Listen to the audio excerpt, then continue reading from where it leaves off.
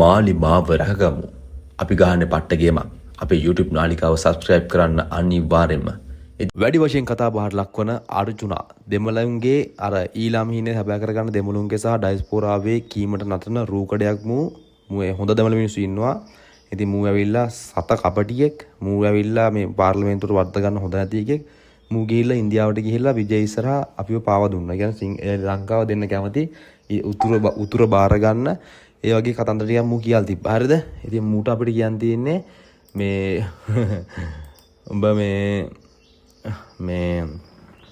මේ උතුර බාර ගන්න නම් මනම් වලට මේ කියන්නේ ඔබ එහෙම දෙනවා නම් ඔබ ගෑනිත් දීලා කියලා තමයි ආරංචියක් ආවේ අපිට. හරිද?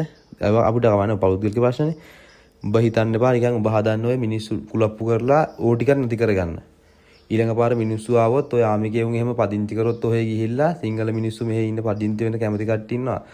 ඔය නිකන් කොළඹ ඉන්න ෆ්ලැට් වල ඉන්න මිනිස්සු එහෙම පදිංචි කරොත් ඔහෙ ගිහිල්ලා උඹලට ඒ ටිකක් නැති වෙනවා ඉන්න. ඒකට මරාගෙන කොටාගෙන ඉන්න වෙන්නේ. හරිද? එහෙම රැල්ලක් හදන්න පුළුවන් හොඳේ. ඒකින් දා දඟලන ගන්න දන්න එපා. උඹලට ඩයස්පෝරා ආව නම් මේ ලයින් ගැහුවට ඇති ලබ්බන්නේ නැහැ. ඒ වගේ අපි දන්නවා. හරිද? බල දෙම කියන්නේ දෙමළුන් ගැටි අපි දන්නවා. හරිද? හොඳ මිනිස්සුත් ඉන්නවා. හොඳ දෙමළුත් ඉන්නවා. අපි ගාව හොඳ කොල්ලෝ ඉන්නවා. අපි යාළුවොත් ඉන්නවා.